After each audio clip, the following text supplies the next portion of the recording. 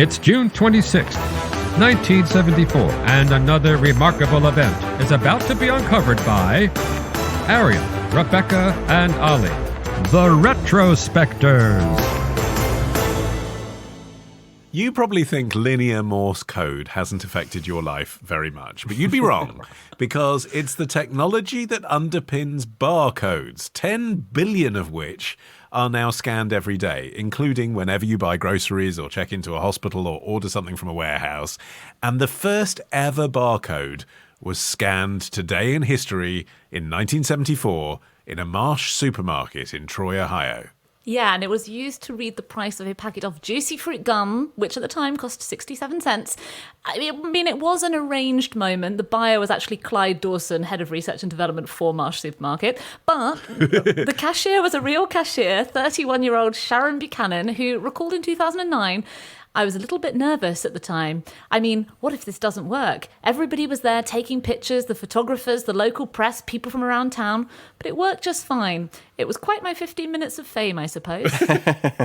Well, the other reason that they had juicy fruit chewing gum as the first item that was being scanned was because Wrigley had successfully resolved an issue, which was trying to make the universal product code that we're now familiar with small enough to go on something as tiny as a packet of chewing gum. And so that's why they were sort of rewarded with this moment in, well, is it American history? I suppose it is, insofar as it's a sort of great moment of capitalism.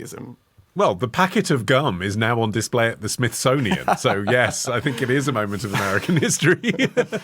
But let's just go back as to why it took so long. Because the idea for barcodes came about in 1948, and this is actually a fun story.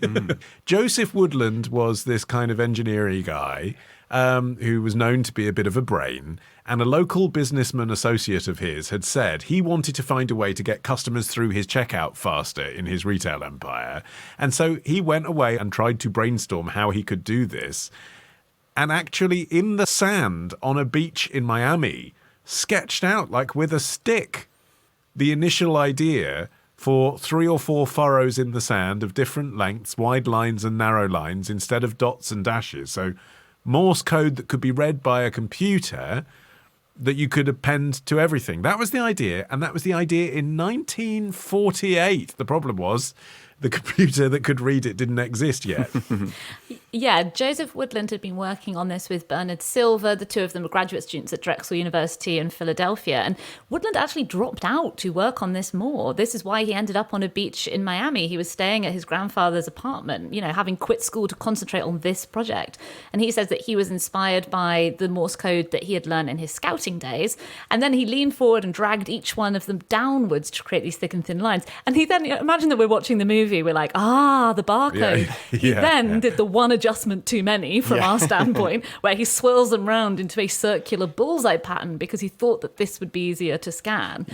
And to read the barcode, they used a photomultiplier tube, which is a device which transforms light into electrical pulses. So basically, they shone a very bright bulb through the barcode paper, and the tube on the other side detects the light that passes through the pattern and creates the corresponding electrical signal. The issue was just that the technology wasn't there to put this in every store. Yeah, and also the ambient light that this thing kicked out was incredibly intense. It would damage your eyes if you looked at it, and it generated an enormous amount of heat. So it really wasn't very practical, the prototype that they'd created. But they knew that they were onto something and patented the idea. But the next step was trying to resolve the many steps that were required to actually get a device that was going to be small enough to fit into a supermarket or the other places that it could have applications, but also then all of the technologies that we now take for granted when we go to a checkout. Yeah, I mean, look, we know their names, right? We've given them credit for having invented this, so it wasn't completely squandered. But I think this is the first time in Retrospector's history where we've done an episode of this show where the guy who got the patent doesn't get to really see any financial compensation for their invention because it took so long. Even though they were recognized as being the people that had come up with this, it took so long to develop the relevant technology that the patent had expired by the time that laser beams had been invented and microchips. Yeah, I mean, the two of them, Woodland and Silver, patented the idea in 1949, but in 1962, it still hadn't really taken off. They sold it to an electronics manufacturer called Philco for $15,000. I mean, Silver died. He died young, age 38, of complications from leukemia in 1963, before the technology took off, but which from obviously was very sad. But from another perspective, he died thinking $15,000 is a really good return on this invention. Yes, on inventing barcodes, which are seen globally apparently more than Google every day. Oh, wow. So the black stripes of varying thickness and the 12-digit number that could be read by a scanner, that final innovation was cemented by the IBM engineer George Lauer. Why IBM? Because by then that's where Woodland worked. Although he'd been working there since 1951, it wasn't until 1971 that IBM were like, oh yeah, we employ this guy who had this idea, we should use him. So what it was is IBM had seen a demo by RCA at a grocery conference of their rival nascent barcode system, and then suddenly thought, oh yes, we should do one of those. Yeah, I mean, they'd entered the barcode war pretty late. RCA and IBM at this point squaring off for the custom of the supermarket system. The supermarket heads had already got together and agreed that there would need to be one universal product code that everybody used. So they were really playing for everything. The bullseye barcodes that were being used by RCA, the issue with those was that if there was a printer leak, a smear of ink would make them completely unreadable. Right. That wasn't true for a linear pattern. It would just make them thicker, but they would be thicker by the same amount, if you see what I mean, so they could still be read, whereas a smeared bullseye would be totally unreadable. So on the 3rd of April 1973, the IBM Universal Product Code was selected as the standard. And the reason you needed this universal product code was that everyone had seen the benefits of what a system like this would offer. But, in the rush to get involved in the whole barcode business, stores and libraries and factories and so on had all developed their own proprietary codes. And what you actually needed was barcodes on any product that could be read and understood in every suitably equipped store across the country and across the entire world, as we've got now.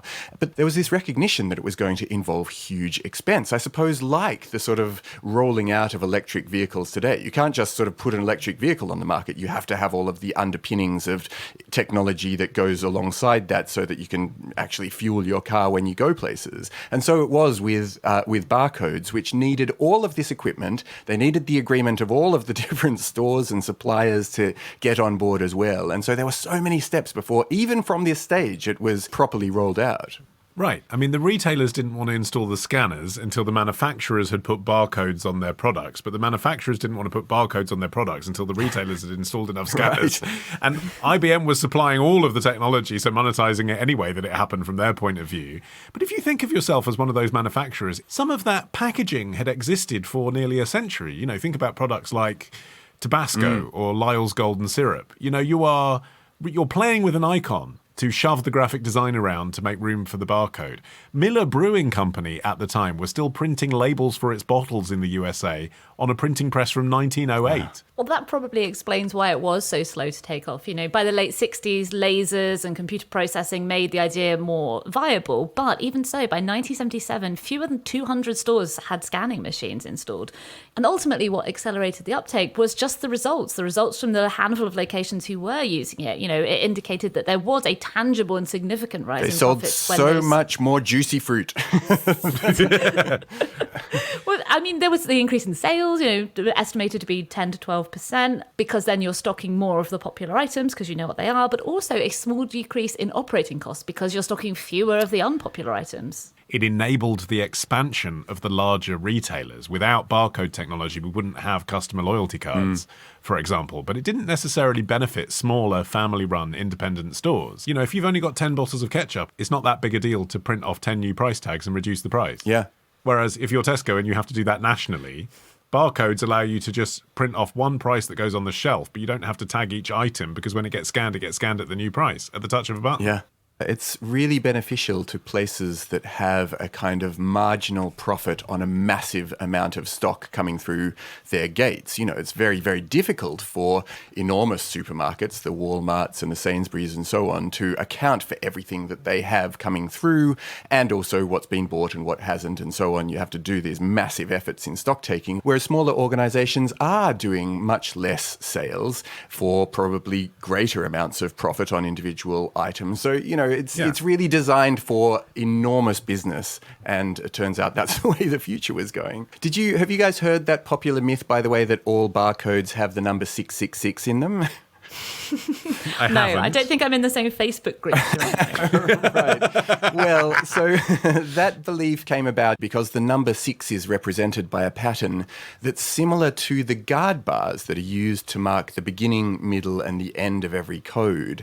And so this idea took off, particularly in the sort of conspiracy theory world, that was a thing that was like the mark of the devil, and this mass consumerism was leading us towards this terrible future.